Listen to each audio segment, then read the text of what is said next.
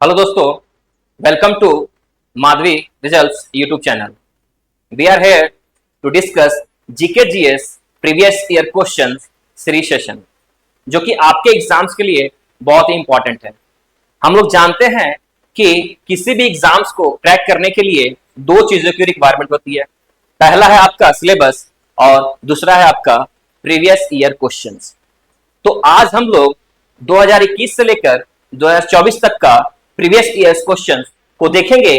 ठीक है, जो आप इससे समझ सकेंगे कि आपके एग्जाम्स में क्वेश्चन का फॉर्मेशन कैसे होता है।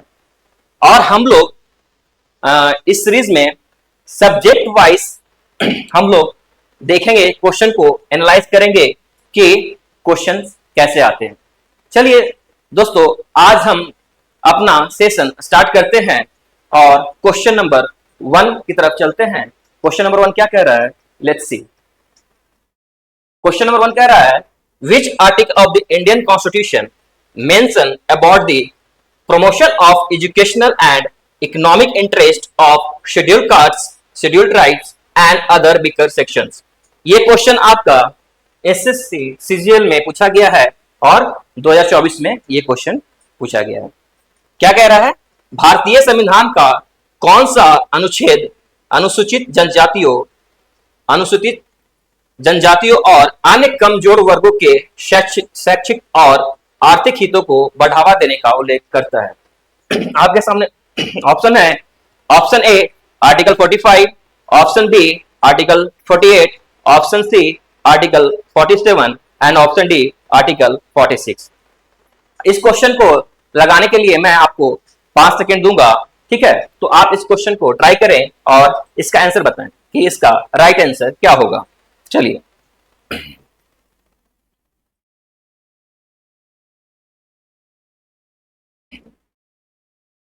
आई होप आपने इसका आंसर कर लिया होगा और इसका राइट आंसर है ऑप्शन डी आर्टिकल 46। क्या है, ऑप्शन डी आर्टिकल 46। और ये किस पार्ट में आता है, ये आपका है डीपीएसपी का पार्ट। ठीक है, कॉन्स्टिट्यूशन में कहां मेंशन है, ये DPSP, directive principles of state policy. और ये कौन से आर्टिकल में आता है, आर्टिकल 36 टू 51। और याद रखेंगे, और ये किस पार्ट में आता है, पार्ट 4 में। चलिए दोस्तों, अब हम लोग अपने नेक्स्ट क्वेश्चन की तरफ चलते हैं। Question number 2। क्वेश्चन नंबर 2 क्या कह रहा है, देखिए क्वेश्चन नंबर 2 कह रहा है, which of the following articles of the Indian Constitution mention that the state shall in particular direct its policy towards securing that the ownership and control of the material resources of the community are so distributed as best to subserve the common good। ये भी question आपका CGL का है और 2024 से पूछा है। ठीक है, इसका ऑप्शन क्या है, ऑप्शन ए है article 39A, option B article 39B, option C article 39C या ऑप्शन डी आर्टिकल 39D। बताइए इसका राइट आंसर क्या होगा। आपके पास 5 सेकेंड है और बताएंगे कि इसका राइट आंसर क्या है।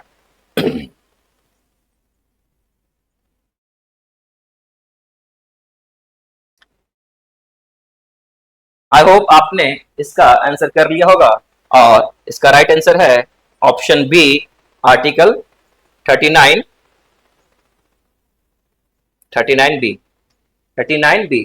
ठीक है, और ये आर्टिकल किस में आता है, आपका directive principles of state policy. ठीक है, जिसको आप डीपीएसपी कहते हैं। और इस पे याद रखिएगा, मैंने पिछले बार बताया इसका कौन से आर्टिकल में आता है, आर्टिकल 36 टू 51 और पार्ट 4। ठीक है, ये आपसे नेक्स्ट एग्जाम में ऐसे क्वेश्चन पूछ सकते हैं कि बताओ कि डीपीएसपी जो है किस पार्ट में आता है, तो याद रखेंगे पार्ट 4 में, ठीक है ना। तो इस तरह का क्वेश्चन वो बना सकते हैं, तो आप इसको ध्यान में रखेंगे, ठीक है। चलिए अब हम लोग क्वेश्चन नंबर 3 की तरफ चलते हैं। क्वेश्चन नंबर 3 क्या कह रहा है? क्वेश्चन 3 कह रहा है, in which of the following cases did the Supreme Court direct the Parliament cannot take away or abridge any of the fundamental rights for the implementation of directive principles। ठीक है, क्या बोल रहा है? निम्नलिखित में से किस मामले में सर्वोच्च न्यायालय ने निर्देश दिया था कि संसद नीति निर्देशक सिद्धांतों के कार्यान्वयन के लिए किसी भी मौलिक अधिकार को छीन या कम नहीं कर सकती है। ठीक है, आपके सामने ऑप्शन है, option A Indira Sahni case, ठीक है, option B Keshavananda Bharati case, option C Golaknath case, या option D Minerva mill case. ठीक है, आप इसका राइट आंसर कीजिए, क्या इसका राइट आंसर होगा?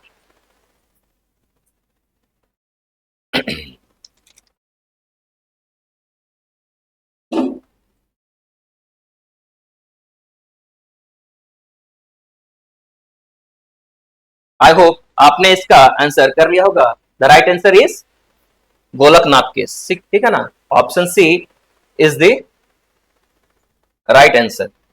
गोलकनाथ केस 1967। आपको इसका फैक्ट बता दूं, गोलकनाथ किसके बीच में हुआ था? Golaknath case versus state of Punjab, ठीक है ना, स्टेट ऑफ पंजाब। और ये कब हुआ था? तो 1967 में हुआ था, 1967 में हुआ था। और इसमें ही सुप्रीम कोर्ट ने कहा था कि आप, इसमें सुप्रीम कोर्ट ने क्या कहा था कि आप किसी भी फंडामेंटल राइट्स को अमेंड नहीं कर सकते हैं। पार्लियामेंट पार्लियामेंट पार्लियामेंट ठीक है, कुड नॉट अमेंड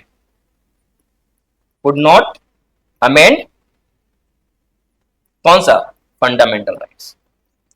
ठीक है, इसमें साफ साफ कह दिया गया था कि गोलकनाथ केस में, ठीक है, कि आप किसी भी फंडामेंटल राइट्स को अमेंड नहीं कर सकते हैं। किसको? पार्लियामेंट के द्वारा आप किसी भी फंडामेंटल राइट्स को अमेंड नहीं कर सकते। चलिए अब हम लोग नेक्स्ट क्वेश्चन की तरफ चलते हैं। Question number 4। क्वेश्चन नंबर 4 क्या कह रहा है वाला, देखते हैं। क्वेश्चन नंबर 4 कह रहा है, if a 12-year-old is found to be working in a factory manufacturing carpets, which of the following articles of the Constitution of India will be violated। ठीक है, ये भी क्वेश्चन आपका सीजीएल का है और ये 25/9/2024 में ये प्रश्न पूछा गया था, तो आप इसको ध्यान से देखिएगा। ठीक है, क्या बोल रहा है हिंदी में, क्या बोल रहा है? यदि कोई 12 वर्षीय बालक कालीन बनाने वाली फैक्ट्री में काम करता पाया जाता है, तो भारतीय संविधान के निम्नलिखित में से किस अनुच्छेद का उल्लंघन होगा? ठीक है, आपके सामने ऑप्शन है, ऑप्शन ए आर्टिकल 24 का होगा, ऑप्शन बी आर्टिकल 25 का होगा उल्लंघन, या ऑप्शन डी आर्टिकल 23 का होगा, या ऑप्शन डी आर्टिकल 26 का होगा। चलिए आपके पास 5 सेकेंड हैं, इस क्वेश्चन को सॉल्व कीजिए। इसका राइट आंसर क्या होगा?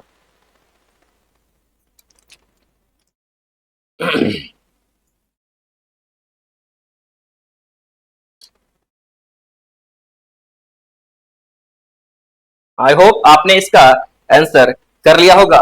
The right answer is option A article 24। ठीक है, आर्टिकल 24 है। इसमें क्या कहता है कि कोई भी बच्चा जो है बिलो 14 ईयर्स, ठीक है, कोई भी बच्चा है जो 14 साल से कम आयु का है, वो किसी भी फैक्ट्री में, माइंस हो गया, ठीक है, या ये कारपेट वाली फैक्ट्री है, या फिर कोई हजारदस्त फैक्ट्री है, उसमें वर्क नहीं करेंगे। ठीक है ना, अगर करते हुए पाए जाते हैं तो डायरेक्टली वो किस आर्टिकल को वायलेट कर रहे हैं? वो आर्टिकल 24 को वायलेट कर रहे हैं। ठीक है, आपने इसमें और भी पढ़ा होगा कि इसको जो जिस पार्ट को, ये फंडामेंटल राइट्स का पार्ट है, और इस पार्ट को बोलते हैं right against what? Exploitation, right against exploitation.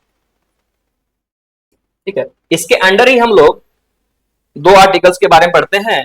पहला है आपका आर्टिकल 23 और दूसरा है आपका आर्टिकल 24। ठीक है, 23 में जो बात करता है वो ट्रैफिकिंग, ठीक है, प्रोविजन ऑफ ट्रैफिकिंग। ठीक है, of human beings and force labour.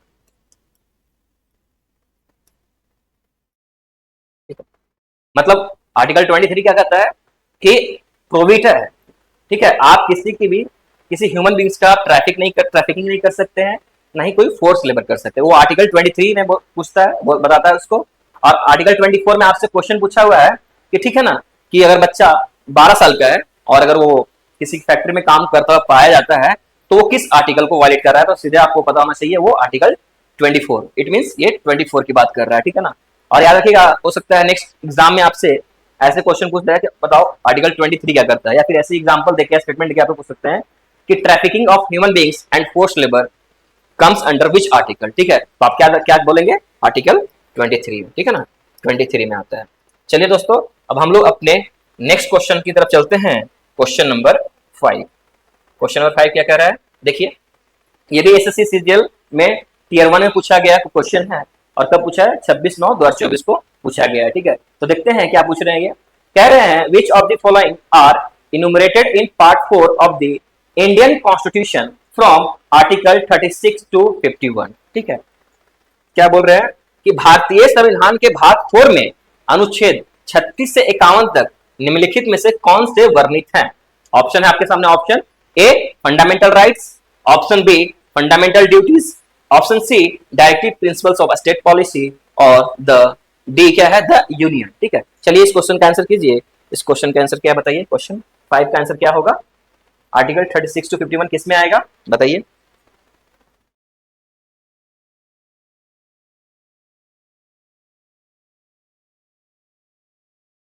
Okay, I hope कि आपने इसका आंसर कर लिया होगा, और राइट आंसर क्या है इसका, option C.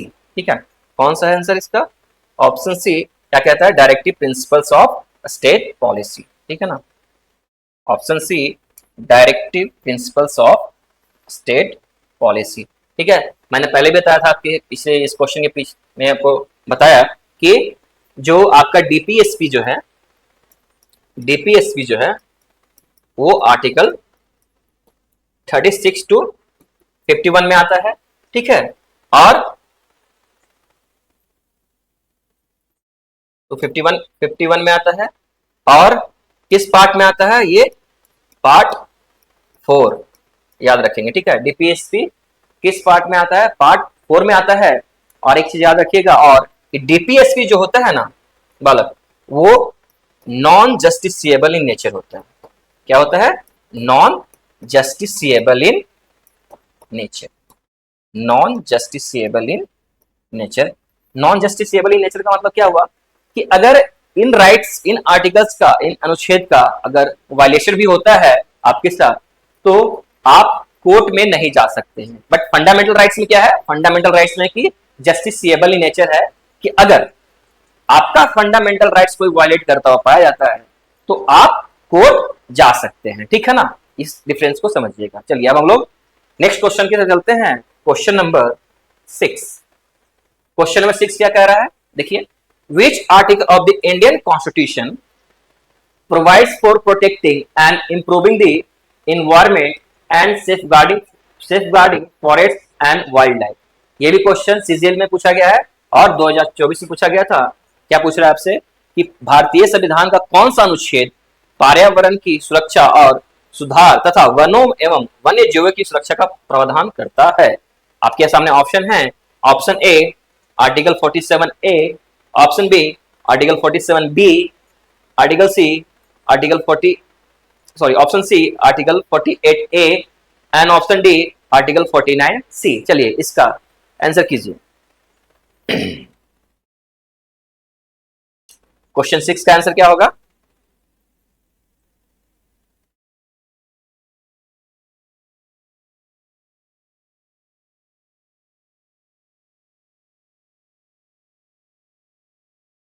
Okay, I hope आपने इसका आंसर कर लिया होगा।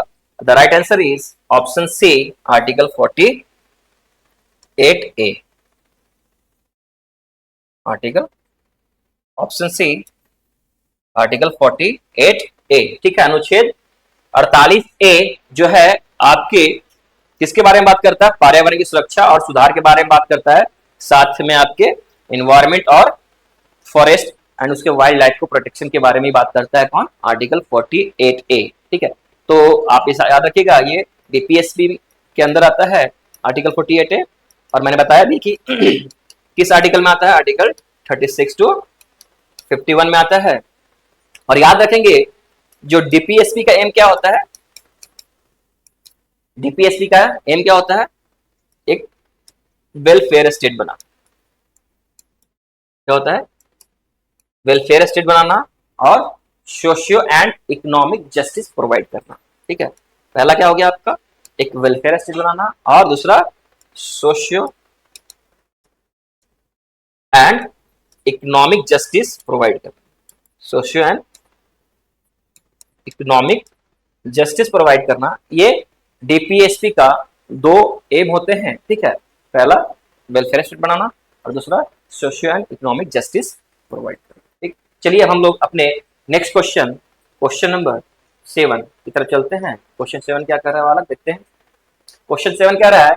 विच of the following statement is incorrect regarding fundamental rights. ठीक है, देखिए ये भी क्वेश्चन आपका सीजीएल में पूछा गया है टीयर 1 में, और ये भी क्वेश्चन 2024 में पूछा गया। क्या पूछ रहा है आपसे कि बताइए मौलिक अधिकारों के संबंध में निम्नलिखित में से कौन सा कथन गलत है? गलत पूछ रहा है, याद रखिएगा, यहाँ पे करेक्ट नहीं पूछ रहा है, इनकरेक्ट पूछ रहा है। तो इन कीवर्ड्स को समझिएगा, ध्यान से पढ़िएगा, ठीक है ना, आपसे फिर गलती हो जाएगा क्वेश्चन में। तो क्या बोल रहा है? पहला option A, fundamental rights can be enforced by law. Option B क्या बोल रहा है? Fundamental rights are derive from the British constitution. Option C क्या बता रहा है? The fundamental rights are mention in constitution from articles 12 to 35। या option D, article 21 provides right to life. बताइए इसका आंसर क्या होगा? मतलब इसमें से कौन सा कथन है जो गलत है? ठीक है, उसके बारे में पूछ रहा है। तो बताइए इसका राइट आंसर क्या होगा?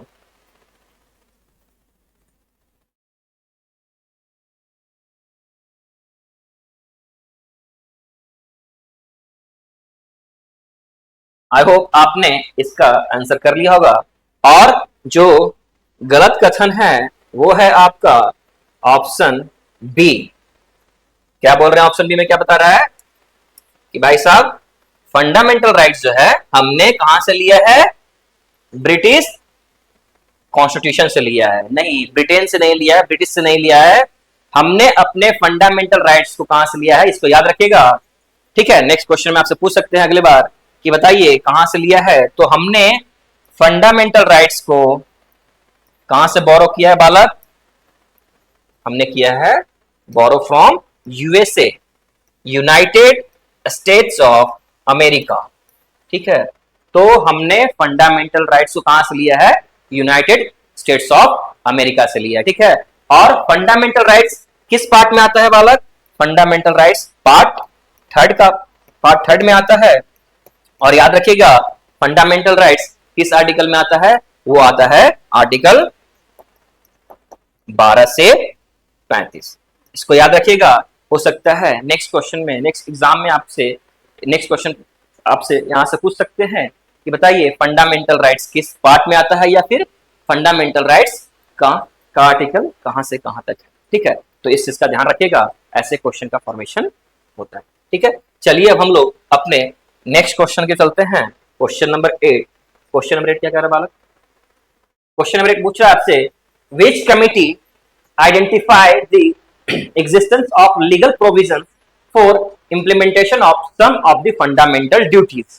ठीक है, क्या पूछ रहा है? ये भी देखिए क्वेश्चन सीजीएल में पूछा गया है। तो आपसे क्या पूछ रहा है? ये भी 2024 में पूछा गया था। ठीक है, यहाँ पे नहीं आया, मिस प्रिंट हो चुका है। चलिए क्या पूछ रहा है? किस समिति ने कुछ मौलिक कर्तव्यों के कार्यान्वयन हेतु कानूनी प्रावधानों के अस्तित्व की पहचान की? ठीक है, तो किसने किया था? ऑप्शन ए है, option A justice Mulla committee. ठीक है, option B justice Verma committee, option C justice Sapre committee, या option D justice B R Krishna Iyer committee. बताइए इसका राइट आंसर क्या है?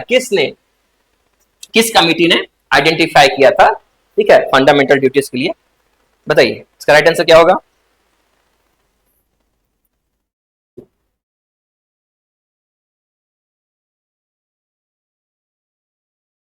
ओके, होप आई होप कि आपने इसका आंसर किया होगा। The right answer is, right one is option B. Option B क्या है? Justice Verma committee.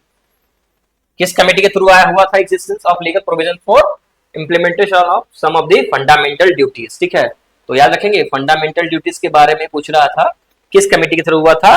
वो हुआ था जस्टिस वर्मा कमेटी। और ये कब आया था? ये आया था, याद रखिएगा, 1999 में। ठीक है, ये कब आया था? जस्टिस वर्मा कमेटी कब आया था? तो 1999 में, 1999। ठीक है, उसका रखिएगा। और मैं आपको फंडामेंटल ड्यूटीज के बारे में बता दूं। फंडामेंटल ड्यूटीज जो है किस आर्टिकल में आता है? फंडामेंटल ड्यूटीज जो है आपका आर्टिकल 51A। 51A अनुच्छेद 51A में आता है। ठीक है, और किस पार्ट में आता है ये फंडामेंटल ड्यूटीज? किस पार्ट में आता है? तो याद रखेंगे फंडामेंटल ड्यूटीज है पार्ट 4A में आता है। ठीक है, तो ये सबको याद रखिएगा। नेक्स्ट में ऐसे ही क्वेश्चन आपसे पूछ सकते हैं कि बताओ फंडामेंटल ड्यूटीज किस आर्टिकल में आता है, या फंडामेंटल ड्यूटीज किस पार्ट का भाग है। तो याद रखिएगा फंडामेंटल ड्यूटीज आर्टिकल 51A में आता है और पार्ट 4A का पार्ट है। ठीक है, चलिए अब हम लोग नेक्स्ट क्वेश्चन चलते हैं, क्वेश्चन नंबर 9 की तरफ। क्वेश्चन नंबर 9 क्या कह रहा है बालक? देखते हैं। कह रहा है विच फंडामेंटल ड्यूटी, यहाँ पे भी फंडामेंटल ड्यूटी के बारे में आपसे पूछ रहा है। Which fundamental duties applied to you when you see your college friends start fighting with the canteen person when he passed a few anti-religious statements। ठीक है, तो ये भी 2024 में क्वेश्चन पूछा हुआ है सीजीएल का। ठीक है, क्या पूछ रहा है आपसे कि जब आप देखते हैं कि आपके कॉलेज के दोस्त, ठीक है, कैंटीन वाले से तब झगड़ने लगते हैं जब उसने कुछ धर्म विरोधी बातें कही थी। ठीक है, तो आप पर कौन सा मौलिक कर्तव्य लागू होता है?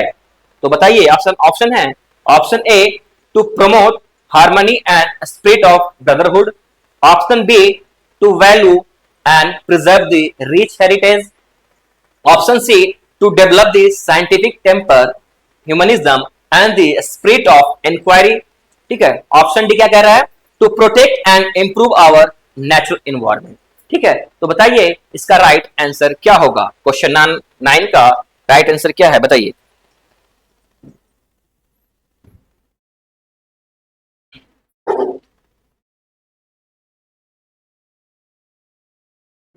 आई होप कि आपने इसका आंसर कर लिया होगा। The right answer is option A. Option A क्या कह रहा है? ऑप्शन ए है आपका to promote harmony and spirit of brotherhood. तो इसको याद रखिएगा, जब भी कोई एंटी रिलीजियस स्टेटमेंट पास किया जाएगा, ठीक है, तो उस समय आप पर कौन सा मौलिक कर्तव्य लागू होगा? आप पे ये होगा to promote harmony and spirit of brotherhood, मतलब सद्भाव और भाईचारे की भावना रखना है। ठीक है ना, हमें भाईचारे, सद्भाव और भाईचारे की भावना रखना है। ठीक है, ठीक है, चलिए एक पॉइंट आपको इसमें और बताते हैं फंडामेंटल ड्यूटीज के बारे में। जो फंडामेंटल ड्यूटीज है, आई होप कि आपको मालूम हो फंडामेंटल ड्यूटीज किसके द्वारा, किस अमेंडमेंट के द्वारा ऐड किया गया था? तो इस पे याद रखिएगा 42nd अमेंडमेंट के द्वारा। ठीक है, 42nd अमेंडमेंट के द्वारा 1976। 42nd अमेंडमेंट 1976 को, ठीक है, इसके द्वारा ही आपका फंडामेंटल ड्यूटीज ऐड किए गए थे। पहले हमारे ओरिजिनली ये कॉन्स्टिट्यूशन मेंशन नहीं था। हमने कब लाए हैं फंडामेंटल ड्यूटीज को? 42nd amendment through. ठीक है, इसको याद रखिएगा, हो सकता है कुछ नेक्स्ट क्वेश्चन आपसे ऐसे ही पूछे। चलिए हम लोग अपने लास्ट क्वेश्चन की तरफ चलते हैं, क्वेश्चन नंबर 10। क्वेश्चन नंबर 10 क्या कह रहा है? Which article in the fundamental duties invoke when you see in a private party that the Indian flag has been used as a covering for the speaker's desk. ठीक है, क्या पूछा है? देखो ये क्वेश्चन कब पूछा गया है? ये क्वेश्चन आपका सीजीएल में पूछा गया है और ये 2024 में पूछा गया था। क्या पूछ रहा है? मौलिक कर्तव्य का कौन सा अनुच्छेद लागू होता है जब आप किसी निजी पार्टी में देखते हैं कि भारतीय ध्वजा उपयोगकर्ता की मेज को ढकने के लिए किया गया है। ठीक है, तो कौन सा आर्टिकल आपके ऊपर लागू होगा? अगर आप अपने नेशनल फ्लैग के बारे में डिसरेस्पेक्ट करेंगे, ठीक है ना। तो यहाँ पे क्या हो रहा है, डिसरेस्पेक्ट हम लोग कर रहे हैं किसका, अपने नेशनल फ्लैग को। क्यों? क्योंकि हम वहां पे क्या कर रहे हैं, किसी गाने बजाने वाले मैच को हम अपने नेशनल फ्लैग के थ्रू क्या कर रहे हैं, उसको कवर कर रहे हैं। तो वहां पे हमारा क्या होगा, कौन सा जो मौलिक अधिकार है, जो हमारा फंडामेंटल ड्यूटी है, वो क्या होगा, वायलेट हो जाएगा, ठीक है ना। तो या फिर इन्वोक करेंगे। तो ऑप्शन आप सामने ए है, option A article 51 A C, option B article 51 A D, option C article 51 A और option D article 51 A B. बताइए इसका राइट आंसर क्या होगा।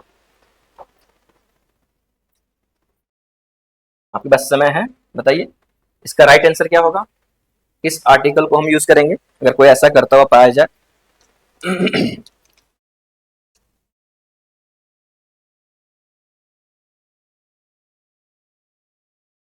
ओके, आई होप कि आपने इसका आंसर कर लिया होगा। The right answer is option C article 51 A. ठीक है, आर्टिकल 51 ए क्या कहता है कि आप किस किस चीज के बारे में रिस्पेक्ट करना होता है, आपको रिस्पेक्ट करेंगे, इसमें मेंशन है, ठीक है। हम अपने इसमें 3 चीज को हम रेस्पेक्ट करेंगे, ठीक है ना। क्या करेंगे, एक आपका आइडियल्स एंड इंस्टीट्यूशन को हम रेस्पेक्ट करेंगे। दूसरा है आपका नेशनल फ्लैग। देखो इसमें नेशनल फ्लैग के बारे में ही पूछ रहे हैं, ठीक है। तो नेशनल फ्लैग। तीसरा इसमें हम क्या क्या रेस्पेक्ट करेंगे, किनको करेंगे, नेशनल एंथम को।